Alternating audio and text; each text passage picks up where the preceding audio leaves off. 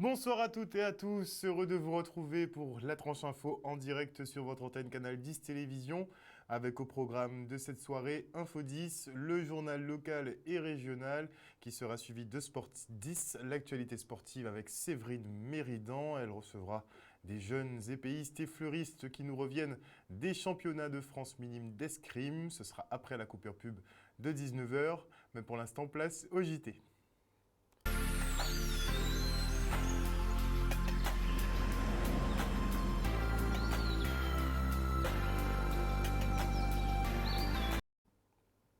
Nous sommes le vendredi 22 avril 2022 et la mobilisation se poursuit à la médecine du travail à Jarry. Depuis le 9 septembre dernier, les salariés refusent l'obligation vaccinale et après 13 demandes de négociation sans réponse, les grévistes ont finalement obtenu une médiation. Ils sont maintenant dans l'attente d'une réponse de leur direction.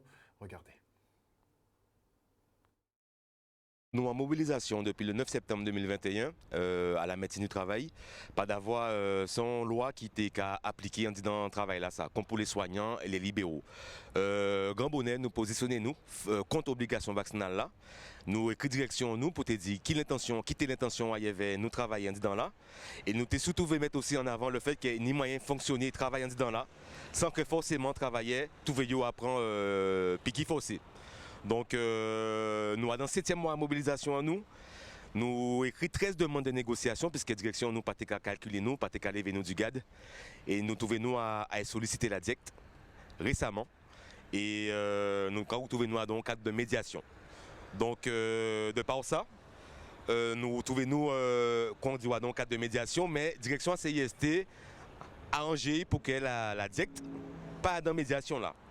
Donc, nous soumettons des propositions qui a démontré qu'il y a des moyens de fonctionner là, en combinant le télétravail, en combinant les tests PCR, en combinant le respect des gestes barrières, ni moyen de fonctionner dedans là, sans forcément qu'il y ait un monde pas piqué.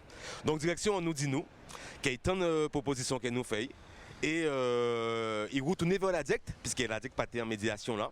Et là, nous sommes dans l'attente à retour à la DIECT pour nous savoir si en effet proposition nous, qu'à la route, de manière à ce qu'elle travaillait qui de libre choix, hein, pas pour dire de respecter les gestes barrières, contaminer le monde, etc. De libre choix, c'est-à-dire pas prendre piqué, puis fonctionner depuis tantôt, quand il a toujours fait en CIST là. Parce que nous sommes à l'auto, nous sommes loyer, nous sommes Simon qui l'école. Donc nous qui dit que solidarité à Pep Guadeloupe, qui a fait que nous avons retrouvé nous, qui a en combat là ça. On est solidarité à les soignants. On est BIC à CH, BIC là qui a parlé de la mutualité. On est LKP qui a nous force. On est les maraîchers. Donc on est madame qui s'est François non c'est Roxane. Donc on est plein de monde qui a porté solidarité pour les gens qui en bouleverse et en combat là ça depuis tantôt. Donc et nous des familles en nous aussi. Donc là monde qui comprend que peut-être langue en nous qui a touché à terre. C'est peut-être le cas, mais nous déterminer et nous parer à un bout à combat là, ça parce que nous estimons que nous libres de corps en nous et nous payons pour un piqué forcé, pour qualité patron. Merci Pep Guadeloupe pour soutien là, pour forcer ça quoi. C'est ça qui permet nous ken. On rappelle que pour exemple, les soignants ou les personnels de santé de la Réunion qui avaient été suspendus, eh bien, ont tous été réintégrés. C'est un petit peu le même schéma qu'en Nouvelle-Calédonie. Et on se rend maintenant à Basse-Terre pour une journée de sensibilisation au risque d'accidents vasculaires cérébraux. Les AVC sont souvent effectivement responsables de séquelles lourdes, l'accident pouvant toucher des grandes fonctions neurologiques telles que la motricité, la sensibilité, la vision ou le langage. Et si la prise en charge évolue avec de nouvelles techniques comme la thrombectomie, eh bien il est important de connaître les signes annonciateurs pour optimiser ses chances en appelant le plus rapidement que possible les urgences. On fait le 15, le reportage. Nous lançons la nouvelle campagne sur les AVC, donc avec un tout nouveau visuel. Et nous avons donc décidé de commencer par le chef-lieu, donc la ville de Basse-Terre. Étant donné que c'est justement le lancement, donc on voulait commencer ici. Et puis par rapport à la prise en charge des AVC, ça fait un mois jour pour jour que nous avons pu réaliser la première thrombectomie. Donc c'est aussi pour marquer cela. Et c'est très important de pouvoir organiser quelque chose à Basse-Terre parce que c'est la première fois donc, que nous venons à Basse-Terre. Et la population de Basse-Terre, justement, c'est une population qui arrive quand même assez en retard au niveau de l'hôpital, donc ce qui nous limite au niveau de la prise en charge. Donc c'est important qu'on vienne sensibiliser la population de Basse-Terre. On voit quand même que les gens ont entendu parler de l'AVC. Ils ne savent pas tous exactement ce que c'est, mais ils ont déjà entendu parler. Ils connaissent quelques signes, ils ne connaissent pas forcément les réflexes à avoir face à ces signes. Donc c'est pour ça qu'on vient en fait expliquer tout ça pour que les personnes puissent savoir ce qu'est un AVC, reconnaître les signes, ce qui est très important, et savoir qu'il faut appeler le 15 lorsque l'on voit un seul de ces signes chez une personne ou même des fois sur soi-même tout simplement. C'est des signes qui sont d'apparition brutale, c'est ce qui est important de retenir. Donc il y a les signes qui sont les plus connus par la population, c'est la bouche de travers, la paralysie faciale, aussi la paralysie d'un membre, le bras ou la jambe d'un seul côté. Mais il faut savoir aussi qu'il y a les troubles de la vue qui sont brutaux, l'engourdissement aussi brutal aussi fait partie des signes d'un AVC. Donc c'est très important que les gens puissent réagir dès qu'ils voient un signe d'apparition brutale. Et il risque peut-être d'y en avoir dimanche, à l'issue du scrutin, et à chaque élection présidentielle, un délégué du Conseil constitutionnel est présent sur le département. Son rôle, dresser un rapport à l'issue du scrutin. On l'écoute. Ce n'est pas une première, tous les 5 ans, il y a un délégué du Conseil constitutionnel qui intervient de la même manière dans chacun des départements et territoires ultramarins. Il y a 7 ans, c'était un de mes collègues préfets qui était intervenu et qui a fait globalement les mêmes observations que moi, si ce n'est qu'à cette époque-là, je pense qu'il y a eu un bureau qui a été annulé dans une des communes de Guadeloupe. Les observations qu'on a pu faire à l'issue du premier tour sont des observations qui étaient relativement positives, dans la mesure où on n'a pas constaté d'irrégularités susceptibles d'être traduites par le Conseil constitutionnel par des annulations de vote, ni de vote d'un électeur, ni de vote de bureau. Voilà. Donc globalement, les opérations d'élection se sont bien passées. Les difficultés qu'on avait pu anticiper sur la disponibilité du matériel électoral, par exemple, sur le traitement des procurations, qui était un sujet nouveau à traiter par les équipes municipales. Tout ceci s'est bien passé et donc je pense que de la même manière au deuxième tour, on aura peu de difficultés à enregistrer. Les élus nous ont parlé des difficultés qu'ils avaient pu rencontrer ou que leurs équipes ont rencontrées dans l'organisation du scrutin, qui tiennent à la difficile mobilisation de la population pour les élections nationales de manière générale, à la difficile mobilisation qui tient aussi au fait que le scrutin est organisé le samedi et que peut-être les familles n'ont pas que cette occupation-là le samedi. Et puis dans les difficultés qu'ils ont pu rencontrer, ils anticipaient, comme les services de la préfecture, les services de l'État, d'éventuelles difficultés sur le traitement des procurations qui étaient nouveaux, difficultés qui n'ont pas été constatées. Et donc globalement, ça m'a amené à conclure auprès du Conseil constitutionnel que les conditions dans lesquelles les scrutins s'étaient déroulés en Guadeloupe étaient des conditions tout à fait satisfaisantes. Et après 2 ans de Covid et confinement, l'heure est aux retrouvailles à la maison de la petite enfance à Bémao.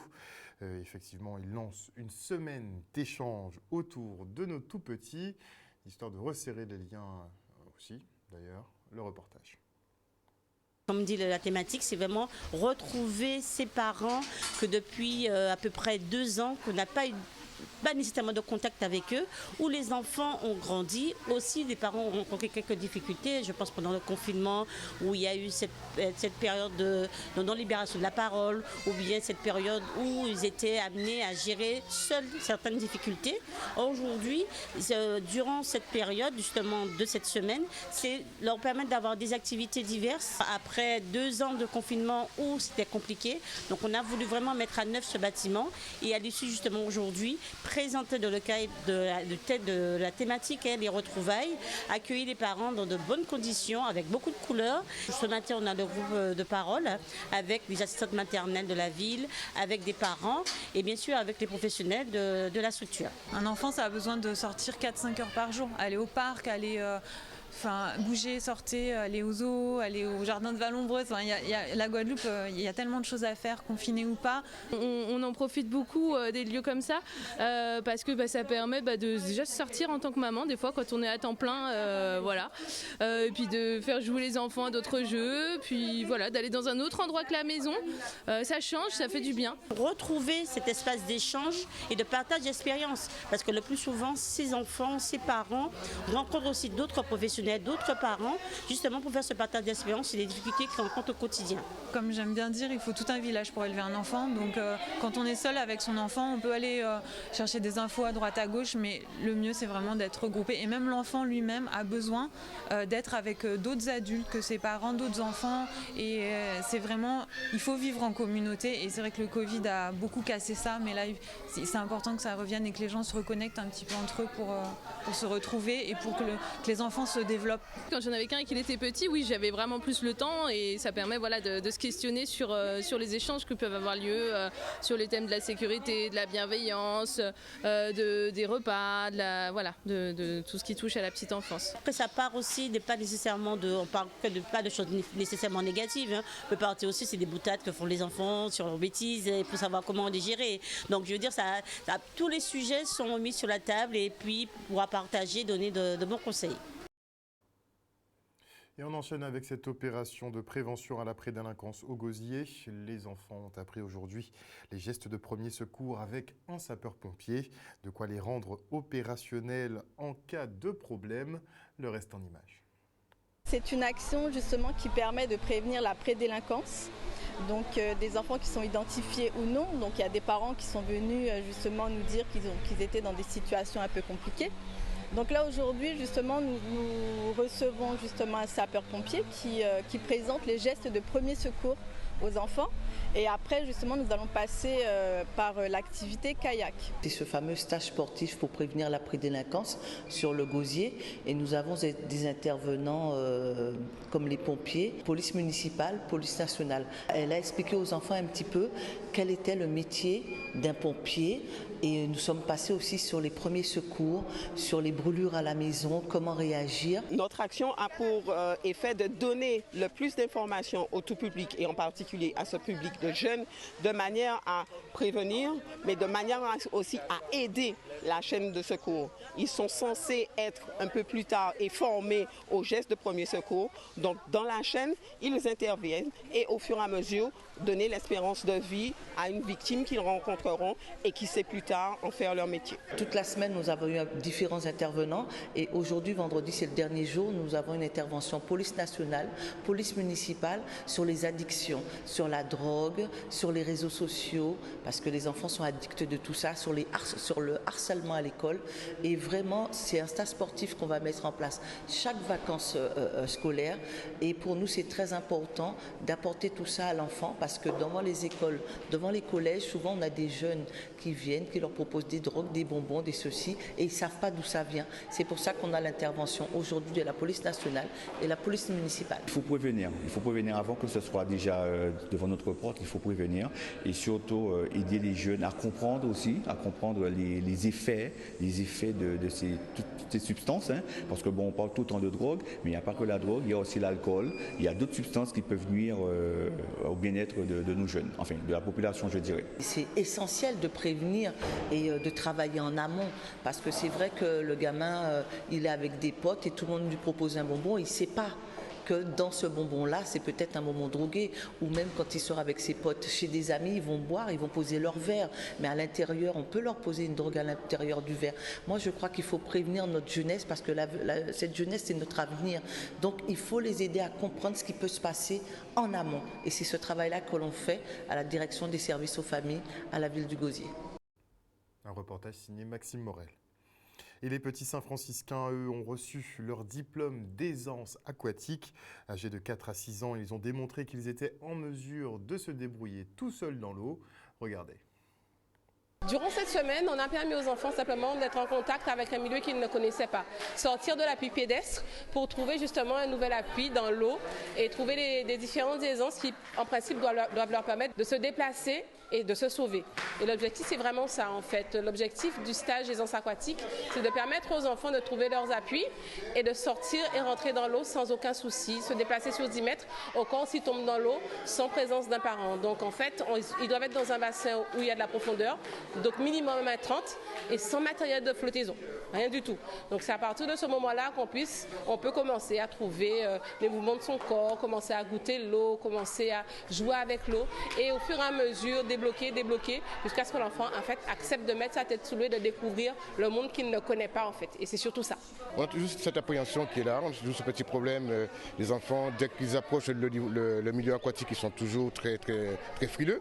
Donc ça aussi, on essaie de voir comment on fait disparaître cette appréhension. La mise en place de l'essence aquatique, aujourd'hui, on est sur des enfants entre 4 et 6 ans. Donc c'est vraiment de tout jeunes enfants qui vont dans l'eau pour la première fois pour certains, pour beaucoup. Et ça leur permet effectivement d'avoir une approche de l'apprentissage qui est totalement différente. Et on s'est rendu compte qu'au bout d'un moment, aujourd'hui, donc il y a des enfants qui ont passé le palier 1, donc ils sont restés au palier 1. Il y a d'autres qui sont passés au palier 2, voire le palier 3. Donc effectivement, il y en a qui ont des niveaux différents. Et ça nous permettra dans l'avenir de faire un autre type de travail avec eux pour leur permettre d'avoir moins peur et de pouvoir sans difficulté se sauver et vivre dans l'eau avec moins de problèmes, moins de difficultés et peut-être avoir de futurs nageurs. Le fait que ce soit massé permet de revenir tout de suite sur un obstacle, une difficulté qu'on a eue et donc de la résoudre beaucoup plus rapidement et d'engendrer une véritable dynamique auprès des enfants. Et là, en dehors de 1 ou 2 enfants qui avaient des résistances, qui ont un peu moins, qui ont fait les actions, mais peut-être avec un petit peu de marche arrière, mais tous les autres ont vraiment adhéré, sont vraiment partis dans ce que nous voulons et les résultats sont bien là, c'est-à-dire que des enfants qui ont franchi différents paliers et surtout des enfants qui sont heureux et qui ont envie de revenir. Les associations Solidarité Outre-mer et Bulle Bleue procèdent à la distribution de paniers alimentaires aux familles qui sont en difficulté. De nombreuses entreprises locales ont joué le jeu pour venir en aide justement à ces personnes qui peinent à joindre les deux bouts, encore plus en cette période post-crise et inflationniste. Le reportage. L'objectif premier de ce type de manifestation, c'est d'aider les familles. C'est que les familles soient contentes et ravies de pouvoir bénéficier d'un tel panier repas pour leur permettre de subvenir à leurs besoins du mois. Et dans un deuxième temps, si on pouvait être connu pour qu'on puisse avoir encore et encore plus d'aide pour pouvoir étendre cette manifestation à plus de communes et à plus de personnes, ce serait vraiment génial. Cette association AID représente des belles valeurs de solidarité et de coopération pour notre belle Guadeloupe. Et on pensait qu'en effet, donner des paniers du cœur pour des familles défavorisées, et plus précisément des mères de famille, c'est vraiment symbolique puisque aider une mère de famille défavorisée, c'est aider également l'éducation des enfants. Alors, ce type de manifestation s'adresse aux familles les plus défavorisées de la Guadeloupe, les parents célibataires avec enfants à charge, les personnes âgées avec un revenu un peu plus compliqué. Donc voilà. Nous attendons de ce partenariat qu'il se pérennise, qu'on puisse continuer sur le long terme parce que ce n'est pas une petite action, c'est une action pour tous. On fait chacun notre petite part, tel le colibri. Et aujourd'hui, on sait très bien qu'en Guadeloupe, on a plus de 34% de la population qui est en dessous du seuil de pauvreté et que c'est beaucoup de mères de famille qui sont impactées par les difficultés de la vie.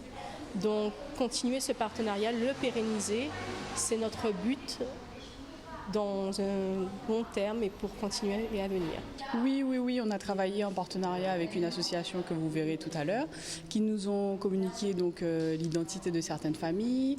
On a pris contact avec une infirmière libérale qui tourne aux alentours de Douville, qui nous a aussi communiqué le nom de certaines personnes âgées qui sont le plus dans le besoin. Et on s'est aussi rapproché des mairies qui nous ont communiqué une petite liste des familles qui voulaient bien être connues pour qu'elles puissent bénéficier de ces paniers repas. Notre association est une association qui œuvre pour le développement durable, donc tout ce qui touche les énergies renouvelables, les économies d'énergie, l'égalité des chances et la coopération et solidarité internationale. Au quotidien, nous agissons pour sensibiliser au développement durable sur toutes les questions de coopération, d'humanitaire, de solidarité, de recyclage avec par exemple les classes de maternelle ou d'autres projets, des collectes de déchets et autres. Eh ben, écoutez, comme c'est une association qui existe depuis une petite année et c'est la première fois qu'on organise cet événement de distribution de paniers repas, les familles sont très contentes, surtout après Covid. Ça a été très compliqué pour beaucoup de personnes. Donc elles sont vraiment ravies dans un premier temps de découvrir l'association et tout ce qu'on propose et ainsi pouvoir bénéficier de ces paniers repas. Voilà, chers téléspectateurs, nous sommes arrivés au terme de ce journal. Merci pour votre fidélité à ce programme. N'oubliez pas, si vous le souhaitez, d'aller voter ce week-end pour le deuxième tour de l'élection présidentielle. Lundi, à compter de lundi, le masque n'est plus obligatoire à l'école pour les enfants. Tâchez d'y penser également.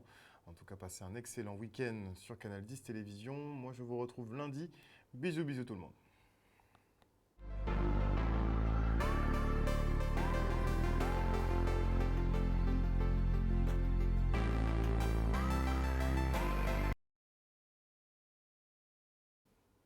À venir dans la tranche info sur Canal 10, c'est bien Sport 10 et Séverine Méridan recevra ce soir des épéistes et fleurettistes qui nous reviennent de la Coupe de France, du championnat de France, effectivement d'escrime qui se sont déroulés. Et ils ont quand même effectué de jolies performances. Ils seront présents sur le plateau ce soir. Ce sera après la coupure pub. Et avant cela, je dis bonsoir à Wilma Blondeau, à Mouton Lucide, à Claudie Giraud-Girard. Bonsoir à Kitoun Cyprien. Bonsoir à Alain Hain. Bonsoir à Marius Labissi, à Moïse Caramel. Bonsoir à Jimmy Kamagouva Aliar. Jimmy qui nous dit on parle beaucoup des transgenres ces temps-ci. Oui, effectivement, j'ai vu quelques articles, on traitera cette thématique-là à un moment donné. Bonsoir à Marie-André Cavaillon, bonsoir à Joël Bazit. Et pendant que des familles, Joël Bazit qui nous dit, pendant que des familles meurent de faim, certains élus possèdent plusieurs mandats et cela n'écœure personne. Et ils ne pensent pas à aider les autres, c'est décevant. Oui, ben dis donc, bonsoir à Patrice Mathurin, félicité, bonsoir à Lina Wild, bonsoir à tous les internautes qui nous suivent sur le Facebook de Canal 10 Télévision et à vous qui nous suivez sur l'antenne. Après la coupure pub, c'est Sport 10 avec Séverine Méridan. À tout à l'heure.